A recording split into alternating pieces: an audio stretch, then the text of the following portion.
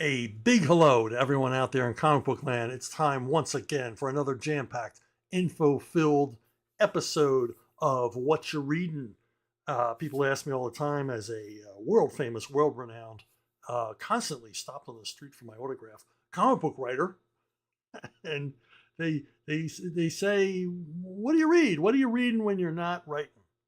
What do you read for pleasure? What do you read for information? What are you into? What are you digging recently in the printed form?" Uh, this week, I reread these comics in their original form as they were published.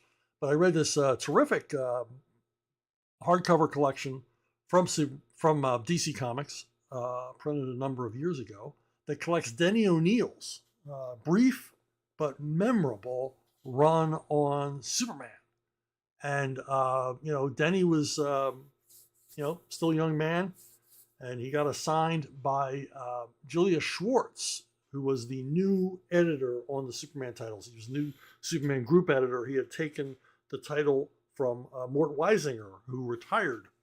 And Julie wanted to take a new direction.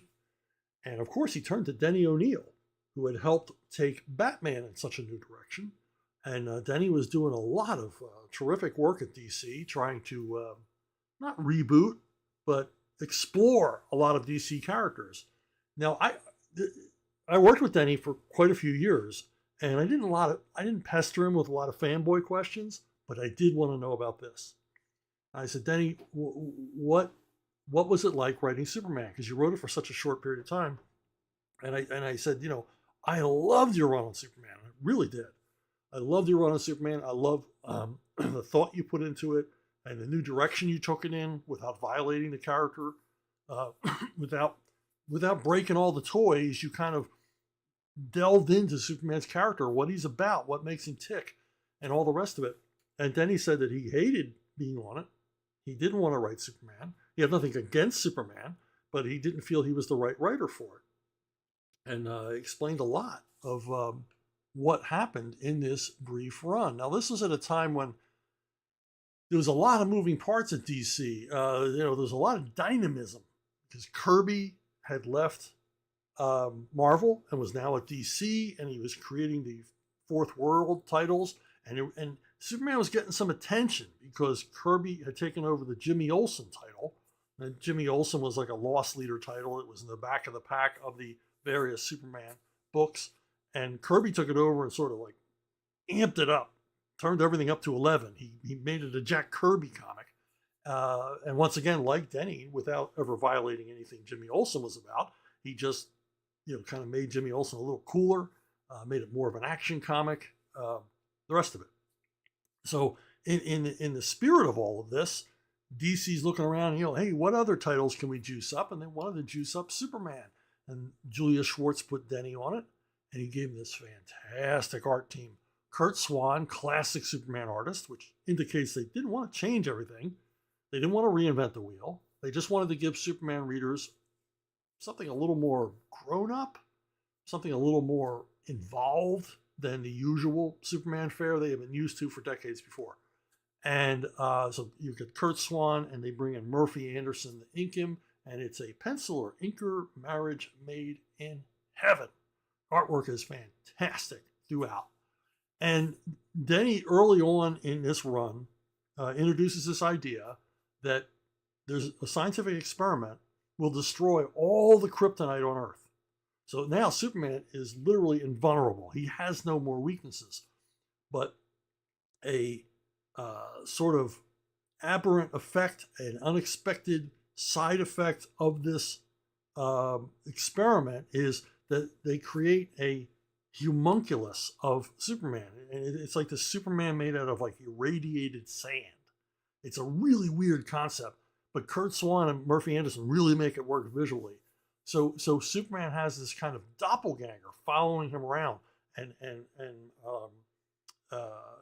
emitting some sort of aura that reduces Superman's powers. And a lot of this is what Denny and Julius Schwartz wanted for the character, for him to be reduced from his godlike level of abilities and powers to something a little bit more realistic. Yes, he's still Superman. He still can do all this amazing stuff, but he can't, like, bash planets together or change the rotation of the Earth or anything like that. Nothing completely insane. And they keep all the Superman tropes: the Fortress of Solitude, Jimmy Olsen, Lois Lane, Perry White, and of course you've got this new character Morgan Edge, like Kurt. I believe Kirby brought him into the mix, who's the new, like, evil owner of the Daily Planet, and he's like a media mogul. He's like a Ted Turner type character.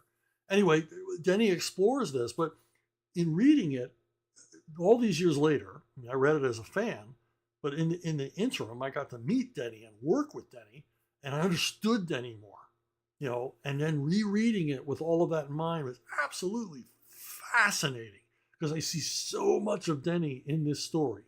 And he's trying to write the best Superman story he can, and he includes some really clever Superman bits and gags. I mean, it's obvious he was conversant with the character. He liked the character. He just didn't think he was suited to write the character. And I can totally empathize with that. But he does such a great job. But you see over the course of this long arc with this, doppelganger and all the rest of it, that Denny is kind of losing his way, doesn't know where to go with it. It's all entertaining. It's all very entertaining. But the biggest indicator to me that he's kind of losing his way, not really sure where to go, is he brings Superman, or no, Wonder Woman, and a character he created, I Ching, this sort of Asian martial arts guru kind of guy. He brings them into the story, and I know as a writer, if ever I was stuck for an arc, or had to do a quick fill-in story on something like Catwoman or something like that, I would always generally bring in other characters I had been writing. And Denny was writing Wonder Woman at the time, but I would bring in other characters I was writing as kind of guest stars, kind of make it a Brave and Bold or Marvel team-up kind of story, because that's easier to write, if I had to write in a hurry. If they say, hey, we need to fill in and we need it written this week, okay, give me whatever, Potato Salad Man, but he's going to meet, Captain Fabulous, and a lot of their meeting and interactions and everything else will take up page space. And I think that's what Denny was doing toward the end of this run. And it all kind of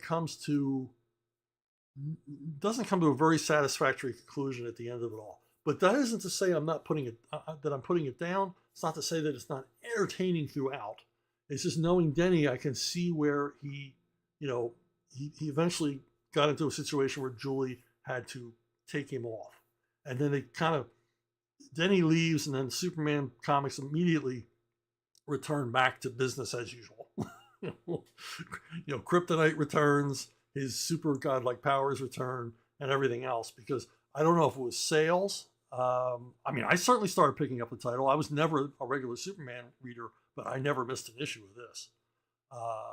So I don't know the reasoning behind the decision to take Denny off, except that it was probably Denny begging Julie to be taken off the book.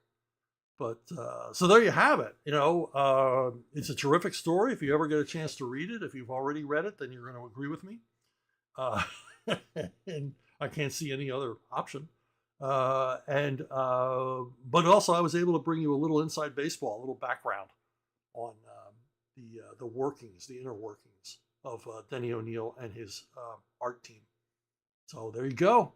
That's it. Thanks for listening. Thanks for watching.